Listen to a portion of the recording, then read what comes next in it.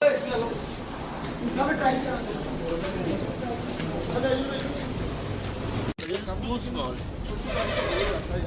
नहीं वो हो जाता है, मैंने जैसे कहा ना सिमिलर पैटर्न का, तो आपको लैंड, हाँ जो लैंड मिली है वहीं पे करो, वहाँ पे इस बारी देख के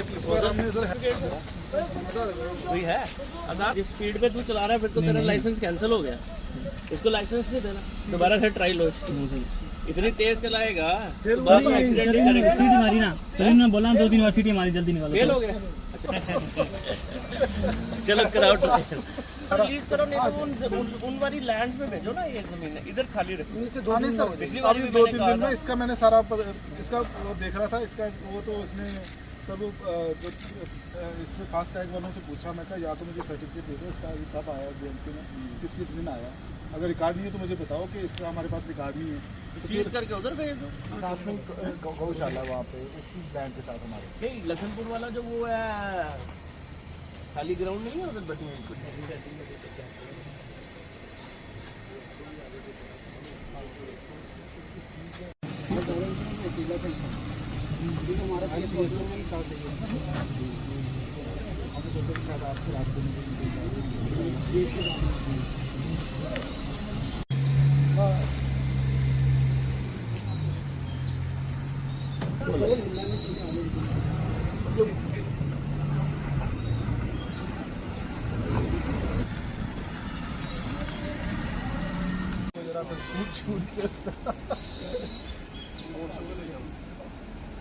दोनों साइंसदान तुम इधर छोड़ के इसको तो बाद में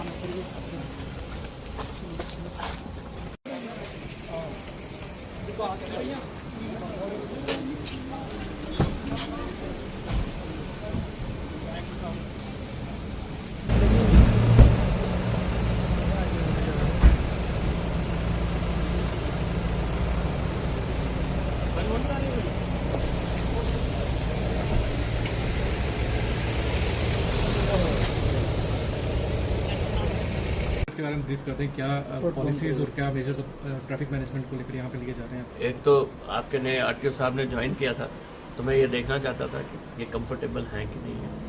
दूसरा, आप जानते हैं कि टोल पोस्ट के ख़त्म होने के बाद बहुत सारे चेक्स एंड बैलेंसेस ख़त्म हो चुके हैं। कई बार लोग शिकायत भी करते हैं, आपने भी देखा होगा, मैं बीच में भी 2 बारी पहले भी आया था, एक बारी रात को लेट भी आया था। एक तो एक स्पेशल ड्राइव चलाई है कल रात से इन्होंने, एक और टीम आ जाई हुई है। कोशिश ये है कि वो गाड़ी जो अनफिट है, वो गाड़ी जिसके पास कागज़ नहीं है वैलिड, वो J&K में एंटर ना करे, ताकि हम रोड एक्सीडेंट्स पे जो काम कर रहे हैं उसको कर सकें। उसके अलावा एक टीम आज मैं अपनी कंप्यूटर एक्सपर्ट्स की लाया हूँ। हमारी एक 2 ऑर्गेनाइजेशन से भी बात चल रही है। ये जो गाड़ियों की एंट्री होती है, गाड़ी वाला रुकता है, फिर वापस जाता है, फिर वो 2 दिन का टैक्स कटाता है, फिर हमें पता नहीं चलता। उन सारी चीज़ों के ऊपर कैसे उसको टोटली टेक्नोलॉजी बेस्ड करना है। एक ब्लूप्रिंट डेवलप हुआ है, अब कुछ दिनों में मुझे लगता है हम एक पायलट रन करेंगे यहाँ, वो हो जाएगा तो कोशिश ये है कि जितना ह्यूमन लेस कनेक्ट हम जोड़ सकें।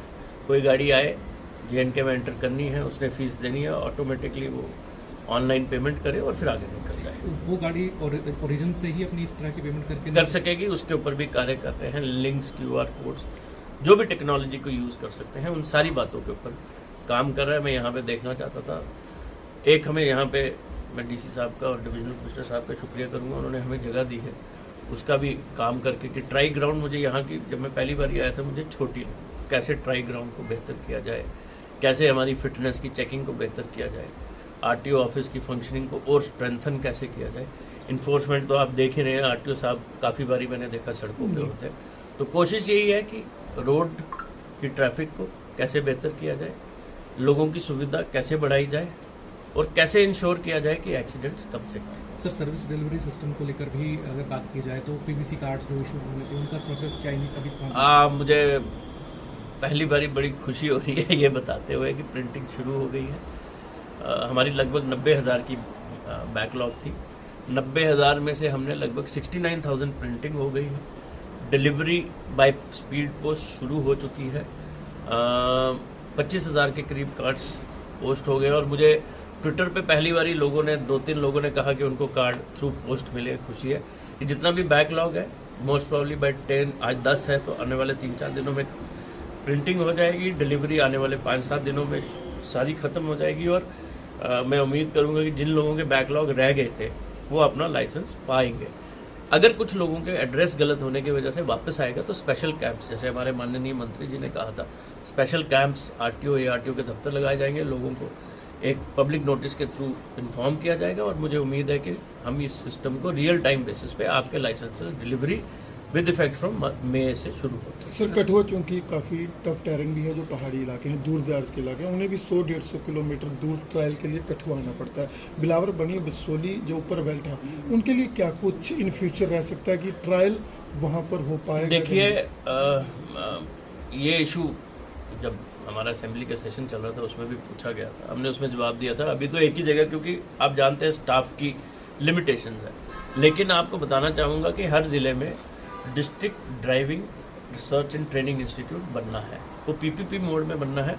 हमारे को बसोली से परसों ही किसी ने अप्रोच किया है विद द एप्लीकेशन, और अगर वो इसको लॉजिकल एंड तक ले जाएंगे तो वहाँ पे आपके ट्रायल टेस्ट बनेंगे और उसके जो नियम हैं उसके नियमों के अनुसार दूर दराज इलाकों में टेस्ट भी होंगे, और उन टेस्टों के जो रिजल्ट्स हैं वो हमारे लोग उसको मॉनिटर करने का तरीका बनाएंगे। और मुझे लगता है फिर जो दूर वाले, जैसे आपने कहा लोआईमलार या मनी से या बसोली से लोगों को आने में परेशानी का सामना नहीं करना पड़ेगा। सर एक और इम्पोर्टेंट इशू कठुआ के रिलेटेड है, आईएसबीटी कठुआ, जो क्योंकि इंटरस्टेट बस सर्विसेज के लिए वहाँ पर उसकी नोटिफिकेशन अभी तक नहीं हो पाई है। आईएसबीटी की नोटिफिकेशन हुई है, मुझे पता लगा है देयर इज सम रेजिस्टेंस। मैं अभी जाऊंगा वहाँ पे, मैंने डीसी साहब से भी बात की और हम कोशिश करेंगे कि वो हम उसको सॉरी शुरू करवा पाए, जो बसेस इंटरस्टेट मूव करें वो वहाँ पे जाके खड़े हों ताकि लोगों को भी सुविधा हो। डीसी साहब ने एक चिट्ठी भी लिखी है, वो मैंने देखी है, जिसमें वो आईएसबीटी को शुरू करने का है। तो उस पर कोशिश करके, जब मैंने पिछली बारी भी कहा था तब मैं इतना जानता नहीं था, अब मुझे पता, ज़रूर इंश्योर करेंगे कि आईएसबीटी चल जाए, क्योंकि इतना इंफ्रास्ट्रक्चर बनाया, लोगों की सुविधाओं की चीज़ें होंगी तो उसको बेटर कैसे किया जाए वो जरूर। सर मेजर डेवलपमेंट इस समय Delhi Katra expressway 6 laning का प्रोसेस चल रहा है, इसके अलावा और बहुत सारे डेवलपमेंट प्रोजेक्ट्स चल रहे हैं। तो डंपर्स जो हैं वो एक मतलब अलग तरह से लोगों के लिए मुसीबत बन चुके हैं, और मोस्टली केसेस में देखा गया है कि 20-21 डंपर माइनिंग डिपार्टमेंट या पुलिस सीज कर रही है विदाउट नंबर प्लेट्स में पाए जाते हैं। डिस्पाइट दैट उन पर ट्रांसपोर्ट डिपार्टमेंट जो है उसकी कार्रवाई हम लोग नहीं देख पा रहे हैं। तो ऐसा क्या रीज़न और क्या इसके लिए कोई मैकेनिज्म डेवलप किया जाए? मैं आपको बताऊं कि हमने बहुत सारे डंपर्स के परमिट कैंसिल किए हैं, बहुत सारे ड्राइवर्स के लाइसेंसेस कैंसिल किए। एक रेगुलर एक्टिविटी है कठुआ सांबा एक्सेस पे, सांबा एआरटीओ और कठुआ आरटीओ ये मिलके इसमें एक्शन ले रहे हैं, और जब भी पुलिस भी कोई एक्शन लेता है तो वो भी हमें ही लिखते हैं suspension of licences, cancellation of permits के लिए। तो कार्रवाई की जा रही है। एक मुहिम हमने शुरू की थी, मास्किंग अगर लोग करते हैं तो क्या कार्रवाई की है, वो भी हमारी चल रही है। आप इनिशिएटिव्स देखते रहेंगे, चीज़ें चलती रहेगी। हमारी अब कोशिश है टेक्नोलॉजी बेस्ड, कैमरास के थ्रू, गैजेट्स के थ्रू कैसे हम कर सकें ताकि people who are trying to play with the rules face the consequences. जो आपने इनिशिएटिव अभी बताया कि लेने जा रहे हैं, मैकेनिज्म जो नया डेवलप किया जा रहा है, कि कितने महीने में आगे? देखिए, जब भी कोई टेक्नोलॉजी की चीज़ होती है उसको टेस्ट करना पड़ता है। मिनिमम 3 महीने तो लगेंगे ही लगेंगे, ज़्यादा भी लग सकते हैं, पर मेरी कोशिश है कि 3 महीने में हम वो करके इस्टेब्लिश करें ताकि लखनपुर सीमलेस मूवमेंट ऑफ यात्री buses, taxis and other things. Sir एक आखिरी सवाल रहेगा, जिस तरह से आपने कहा कि इन्होंने भी साथी ने कहा कि डंपर्स को लेकर, लेकिन डिपार्टमेंट के पास अभी तक ऐसी कोई प्रणाली नहीं है कि उनका वेटेज किया जा सके, क्योंकि लखनपुर में डिपार्टमेंट का कोई भी अपना ऑन वेब्रिज जो नहीं है जहाँ पर इनकी वेटेज हो सके, जहाँ उन पर कार्रवाई किस पैमाने पर रहेगी? देखिए, अभी जो ओवरलोडिंग का है, यहाँ पे वेट ब्रिज हम टाई अप करने की कोशिश कर रहे हैं। एनएच के जितने भी टोल प्लाजास हैं, जहाँ जहाँ पे वे ब्रिजेस हैं, हम उनसे डिटेल्स लेंगे और वही डिटेल्स के बेसिस पे चलान करेंगे। अभी हम जो एक्शन ले रहे हैं, unfit vehicles, permitless vehicles, wrong licences, masking of number plates, इनके ऊपर कर रहे हैं। ओवर वेट वाले कुछ हमने, जो हमारा टोल प्लाजा है बन पे, वहाँ पे शुरू किया है। 2-2 लाख रुपए के फाइन हुए हैं। आरटीओ साहब भी मुझे बता रहे थे, इन्होंने भी कुछ बड़े फाइन किए। लेकिन जो वे ब्रिजेस वाला जो है, वो टोल प्लाजा, क्योंकि डिपार्टमेंट कहीं पे भी पूरी यूटी में अपने वे ब्रिजेस ऑन नहीं करता है, तो वो उसमें हमें एनएच की मदद की जरूरत पड़ेगी, वो लेके तो हम उस पर कार्रवाई। सर नेशनल हाईवे पे काम में लगे हुए हैं, लेकिन ऐसे साइन बोर्ड नहीं लगाए जाते हैं जिससे आए दिन एक्सीडेंट होते हैं। सर उसके लिए क्या करें? हमने national highway authority of India, NHIDCL, जो भी काम कर रहे हैं उनको चिट्ठी लिखी हुई है कि आपके जो बोर्ड्स हैं वो इतने विजिबल होने चाहिए कि मुझे पता होना चाहिए कि मुझे 50 मीटर बाद एक डाइवर्जन आना है। कुछ इम्प्रूवमेंट हुई है, मैंने देखा कई जगहों पे अभी भी नहीं है। साथियों, आप लोगों के थ्रू मैं एक रिक्वेस्ट भी करना चाहूँगा कि हाईवे है, बन रहा है, आने वाले टाइम में आपके लिए ये एक बड़ी सुविधा का कारण बनेगा। तो जहाज़ की तरह गाड़ियाँ ना चलाएं। बहुत सारे लोग सोचते हैं कि वो अभी गाड़ी को उड़ा के ले जाएंगे, जब ऐसा नहीं होगा। सड़क अपना काम करती है। थोड़ा सा लोगों को भी कोऑपरेट करना पड़ेगा, लेकिन जहाँ जहाँ साइन बोर्ड्स की कमी है उसको दोबारा से लगवाया जाए। स्कूल बसेस में कैमरे अभी तक नहीं इंस्टॉल हो पाए हैं। इसका जवाब मेरे आरटीओ और एआरटीओ देंगे। इन्होंने बताया है कि 75% स्कूल बसेस में कैमरास लग चुके हैं। टीम्स कॉन्टिन्यूसली चेक कर रही है, ऑडिट कर रही है, मॉनिटर कर रही है। हम 5-10 दिन ऊपर नीचे सब लोगों को इसलिए दे रहे हैं क्योंकि बच्चों की सेफ्टी का। अगर नहीं करेंगे तो स्कूल बसेस आपको बाहर ही सीज्ड मिलेंगी। Be sure. Thank you. धन्यवाद। Thank you.